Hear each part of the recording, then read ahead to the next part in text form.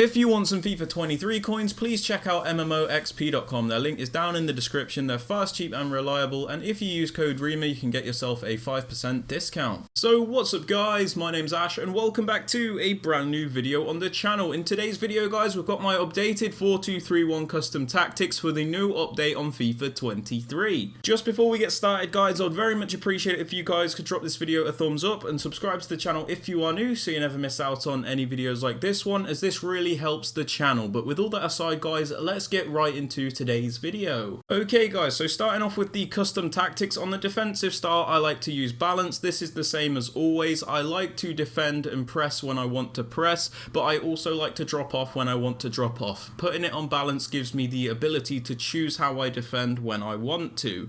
For defensive width, because this is a narrow formation, it's important we do defend in a more narrow way. So having this on 42 allows us to defend in a narrow shape, but because it's on 42 we also have that natural width to cover the wings when somebody does pass through the wings. For depth, I've upped this to 62 since my last video. The reason for this is because through balls have had a slight nerf, meaning people cannot play like these 180-degree through balls all the time and things like that, and the lofted through balls are a little bit lower and a little less accurate, so you can actually afford to up your depth. So I've put this up to 62. This is so we keep a nice high line and we can press a little bit easier, but it's also not super high to the point where you get caught out. Now for build-up play, I like to have this on fast build-up. This is because I like to be able to play quickly when I want to. Sometimes in this formation, when you have it on balanced, you can think a little bit quicker than your team allows you to, if that makes sense. So having it on fast build-up means your players move around a lot quicker, so when you do want to speed up the play, you are able to do that. It doesn't always mean you have to play in a quick manner, it just gives you the option to do that because of the way players are moving.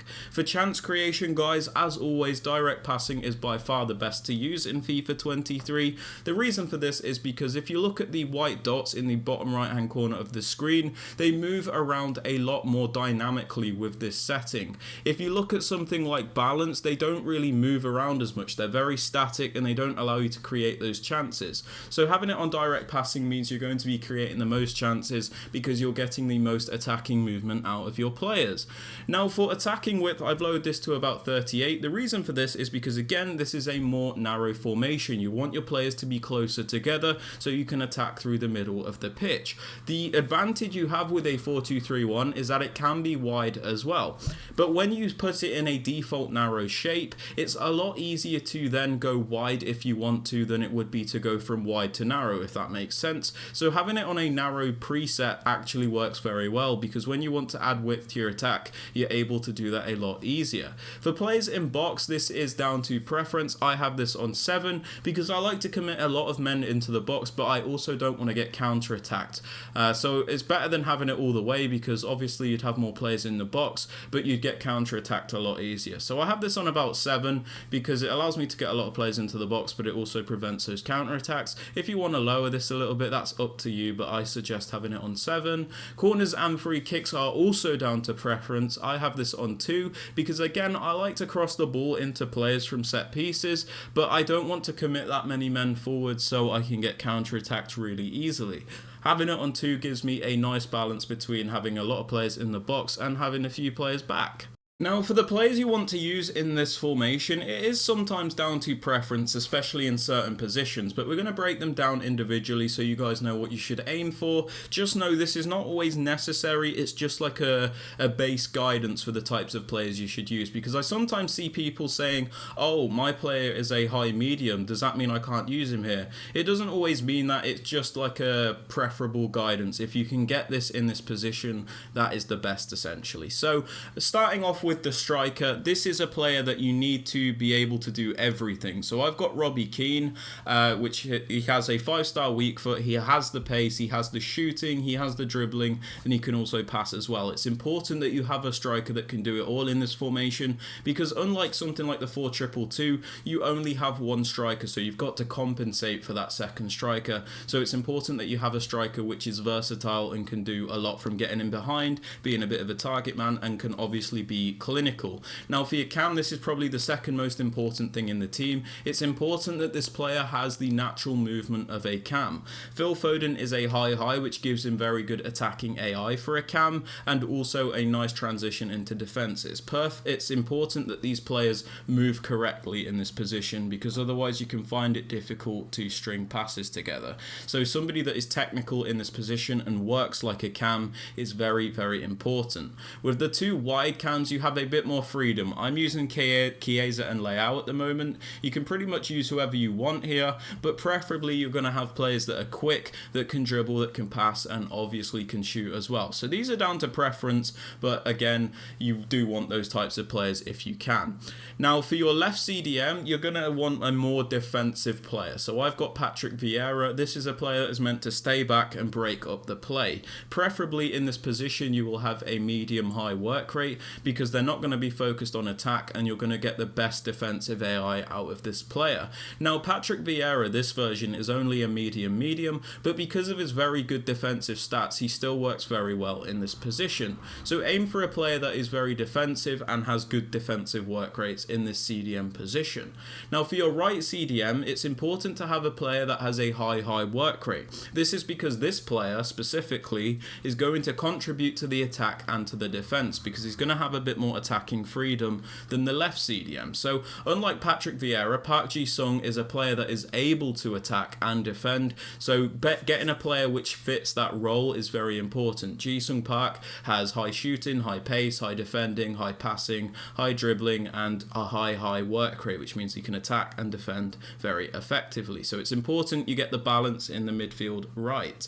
Now for your fullbacks, I suggest having one that is a more attacking fullback. So I've got Theo Hernandez. He's got very good attacking stats, very good pace, and a good attacking work rate. He's got a high medium work rate. So this player is essentially another attacker when we're going forward, which, you know, if you're using a more clunky player, this won't work as well. So I suggest a player which is very good on the ball in this position. For your other fullback, I suggest a more defensive player. So I'm using Kyle Walker. This player is a bit more defensive, but again, we will attack with this player, just not as much as the left back. So it's important you get that balance in the fullback positions. The two centre backs and keeper are down to preference. You just want to go for, you know, the best players you can in those positions. And yeah. Now for player instructions, guys, on my striker I suggest stay central, get in behind, and yeah, that's it. I don't have him on stay forward because sometimes I notice he can be a bit too disconnected from the midfield, so you want him on basic defensive support so you have a bit more of a natural link up when you are connecting the play from your midfield to your striker. Stay central means he won't drift off to the wings, which we don't need him to do because we've already got wide players, you know, we want him to stay in the middle, and get in behind just means he will make those attacking runs. It doesn't always mean you have to play a through ball in behind. It just gets the best movement out of your striker. If you want him to come short, you could just press R1, for example.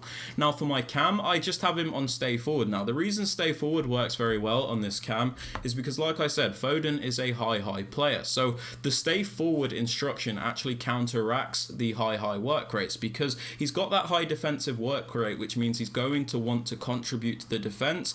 But the stay forward option means he will actually stay a little bit forward. It puts him in a nice position where he is defending, but he's not defending too far back, so it actually works very well.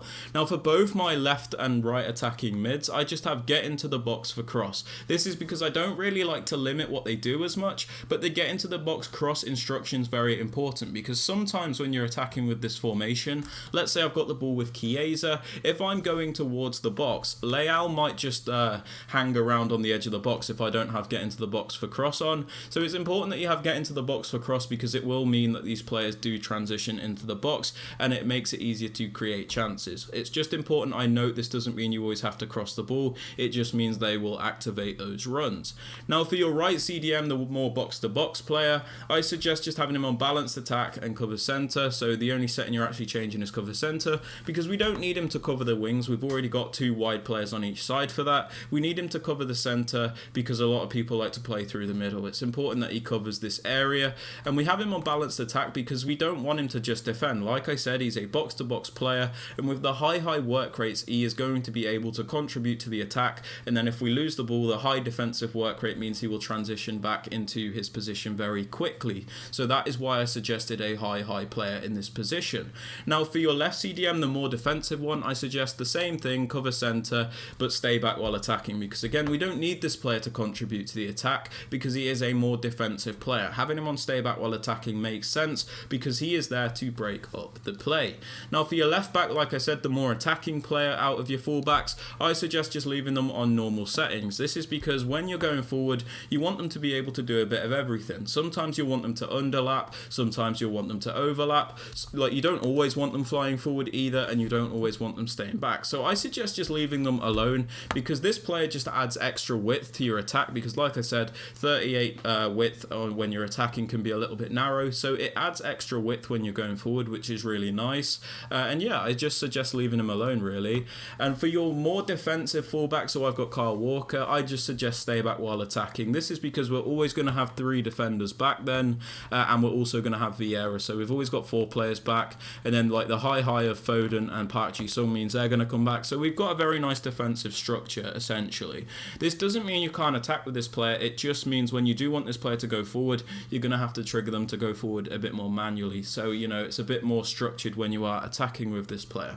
But yeah, they are my updated 4-2-3-1 custom tactics and player instructions for the new update. If you guys have enjoyed, I'd very much appreciate it if you could drop it a thumbs up, subscribe to the channel if you are new so you never miss out on any videos like this one, and don't forget to turn on notifications so you are notified when a video is posted. And with all that aside guys, I hope you have a fantastic rest of your day, and I will catch you all later. Peace.